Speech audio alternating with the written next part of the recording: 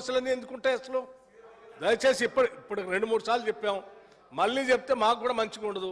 దయచేసి మీరు సబ్జెక్టులో రండి, ఏం చేద్దామో చెప్పండి.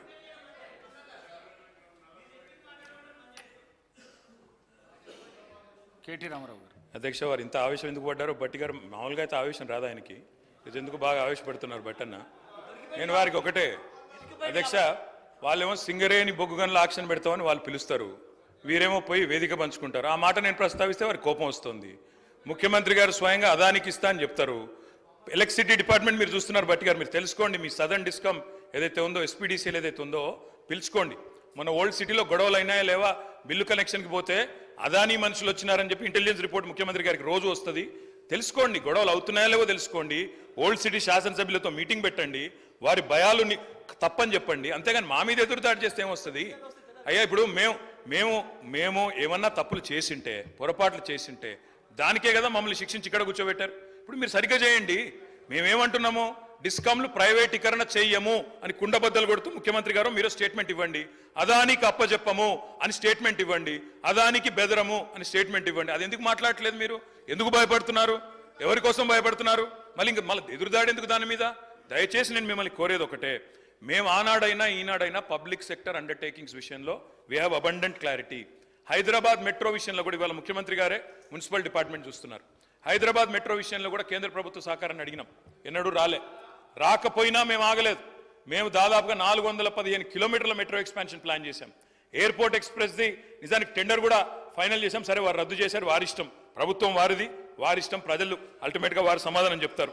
అధ్యక్ష, ఒక్క ప్రయత్నం కాదు అధ్యక్ష, ఎన్నో ప్రయత్నాలు చేసి ఎన్ని ఆంక్షలు పెట్టినా, ఆర్థికంగా ఇబ్బందులు పెట్టినా గత 10 ఏళ్లలో తెలంగాణ రాష్ట్రాన్ని బ్రహ్మాండంగా భారతదేశంలోనే అగ్రగామిగా నిలబెట్టాం. కానీ బాధ ఎక్కడ అనిపిస్తుందంటే అధ్యక్ష, వాళ్ళేమో డబ్బులు ఇవ్వరు, వాళ్ళు సతాయిస్తారు.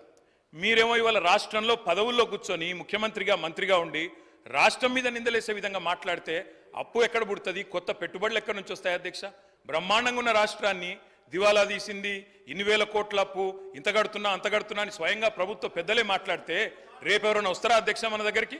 దయచేసి నేను మిమ్మల్ని కోరేది ఒకటే అధ్యక్ష,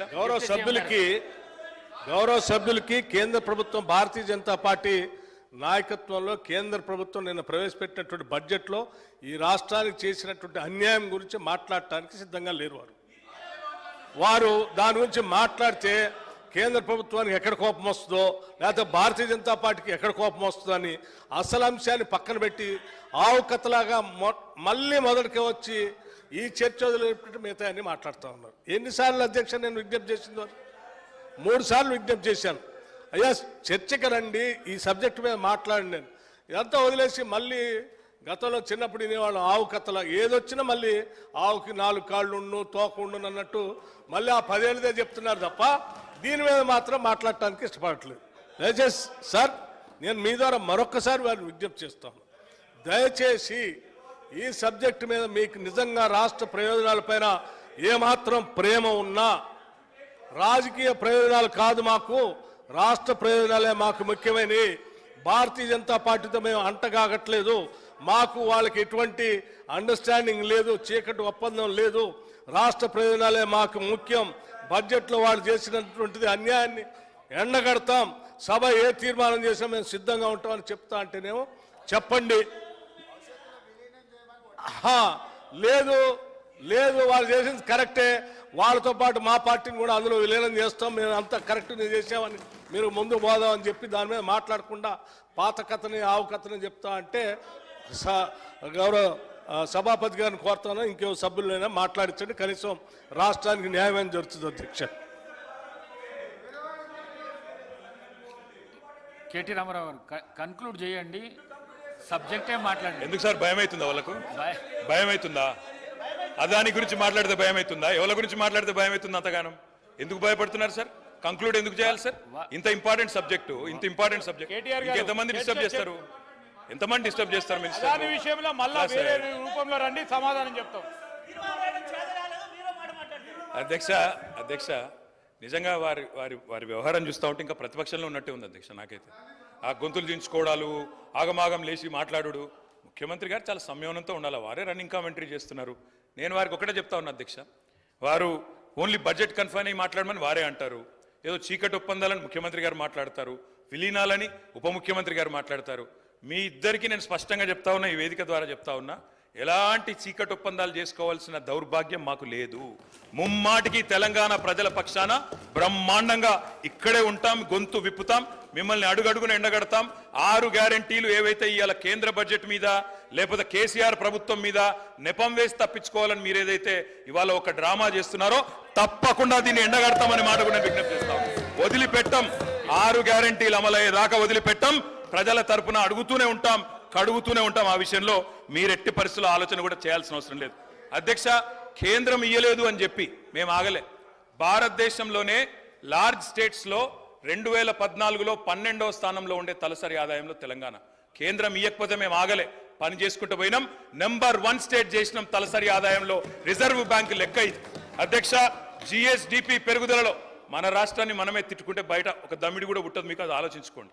అధ్యక్ష, కేసీఆర్ మీద కోపం ఉంటే కేసీఆర్ని తిట్టండి, రాష్ట్రాన్ని తిడితే మీకే నష్టం, నడిపేది మీరు, 5 ఏళ్ళు ఇబ్బంది పడేది మీరు. అధ్యక్ష, జిఎస్డిపి పెరుగుదలలో ఇవాళ గర్వంగా చెప్తున్నా అధ్యక్ష, తెలంగాణ బిడ్డగా చెప్తున్నా అధ్యక్ష, 2.8% తెలంగాణ జనాభా భారతదేశంలో. కానీ we contribute 5% to India GDP. We are an economic engine like Sridhar Babu said. Yes, 4% ఉండే 2014లో మేము అధికారంలోకి వచ్చినాడు 1% జీడిపి కాంట్రిబ్యూషన్ పెంచినాం. I would request my friend Sridhar Babu to correct himself. మీరు ఒక మాట అన్నారు శ్రీధర్ బాబు గారు మాట్లాడుతూ, 5 ట్రిలియన్ ఎకానమీ వికసిత్ భారత్ 2047 అని. 2047 కాదు, 5 ట్రిలియన్ ఎకానమీ రాబోయే సంవత్సరంలోనే అయిపోతుంది. అక్కడ ఎవరు ఉన్నా లేకపోయినా అవుతుంది. ఆ విషయం I want you to correct your self. అధ్యక్ష, సొంత పన్నుల రాబడిలో భారతదేశంలో స్టేట్ ఓన్ ట్యాక్స్ రెవెన్యూస్ లో నెంబర్ 1, నెంబర్ 2 స్థానంలో తెలంగాణ నిలబెట్టింది మేము. పేదరిక నిర్మూలనలో అగ్రభాగం నిలబెట్టాం. వ్యవసాయ విస్తరణలో కూడా అగ్రభాగాన్ని నిలబెట్టాం. పంజాబ్ను, హర్యానాను తలదన్ని 3.5 కోట్ల టన్నుల వరిధాన్యాన్ని పండించే స్థాయికి తీసుకొని పోయినాం. ఇవాళ ఫుడ్ కార్పొరేషన్ ఆఫ్ ఇండియా కేంద్ర ప్రభుత్వం చేతులెత్తేసి నూకలు తినండి అని చెప్పే పరిస్థితి కూడా కల్పించింది మేమనే మాట కూడా గుర్తు చేస్తా ఉన్నాం. ఈజ్ ఆఫ్ డూయింగ్ బిజినెస్ లో అగ్రభాగాన 1, 2, 3 ర్యాంక్స్ లో నిలబెట్టాం తెలంగాణను. అదేవిధంగా 24 గంటల కరెంటు అన్ని రంగాలకు ఇస్తున్న ఒకే ఒక్క రాష్ట్రం తెలంగాణగా నిలబెట్టింది మేము. హైదరాబాద్ లో ఇప్పుడే వారు చెప్పారు, ఐటీ రంగానికి సంబంధించి ఐటీఐఆర్ గురించి యూనియన్ బడ్జెట్ లో లేదని చెప్పారు. Yes, I agree with my friend Sridhar Babu. ITIR ఇయ్యాల్సిందే, 10 ఏళ్ళు అడిగినాం, ఇయ్యలే. మరి మీరు తెస్తామని మీ మేనిఫెస్టోలో పెట్టినరు, మరి 8 మంది ఎంపీలను ప్రజలు మీకు కూడా ఇచ్చిండ్రు. తెస్తారా, సస్తారా, ప్రజలు చూస్తారు, తప్పకుండా మిమ్మల్ని కూడా వదిలిపెట్టారనే మాట కూడా నేను విజ్ఞప్తి చేస్తా ఉన్నా. అధ్యక్ష, నేను ముగించే ముందు నేను ఒకటే కోరేది అధ్యక్ష, ఇక్కడ యూనియన్ బడ్జెట్ మీద ఇక్కడ గొంతు చించుకుంటే కాదు సార్. మీకు 99 మంది ఎంపీలు ఉన్నారు. పార్లమెంట్లో గలం విప్పండి, కొట్లాడండి. రాజ్యసభలో మేము కూడా 4 ఉన్నాం, కలిసి వస్తాం, కలిసి కొట్లాడదాం. తెలంగాణ ప్రజల ప్రయోజనాల విషయంలో రాజీ లేదు. మా పార్టీ పుట్టిందే తెలంగాణ కోసం. మా పార్టీకి తెలంగాణ ప్రజల ప్రయోజనాలే పరమావిధి. మా జెండా, మా ఎజెండా తెలంగాణమే. తప్పకుండా అది మారదు. మీరు ఎన్ని కలలు కన్నా, మీరు ఎన్ని రకాల ఊహలు చేసుకున్నా, మీకు ఎన్ని తప్పుడు ఇంటెలిజెన్స్ రిపోర్ట్లు వచ్చినా ముఖ్యమంత్రి గారు, మేము ఎక్కడ పోము, ఇక్కడనే ఉంటాం, మిమ్మల్ని నిలదీస్తూనే ఉంటాం. 6 గ్యారెంటీలు అమలయ్యేదాకా ఎంబడబడతాం. 15 ఆగస్టు లోపల రుణమాఫీ అన్నారు, 2 లక్షల రుణమాఫీ అన్నారు ఏకకాలంలో. ఇంతవరకు ఏది లేదు. అందుకే అధ్యక్ష, తప్పకుండా ఎండగడతాం. ఇవాళ మీరు ఎందుకు పెట్టినరో, ఎందుకు ఈ చర్చ పెట్టినరో కూడా మాకు తెలుసు. ఎందుకు పెట్టారు? మహేశ్వర్ రెడ్డి గారు,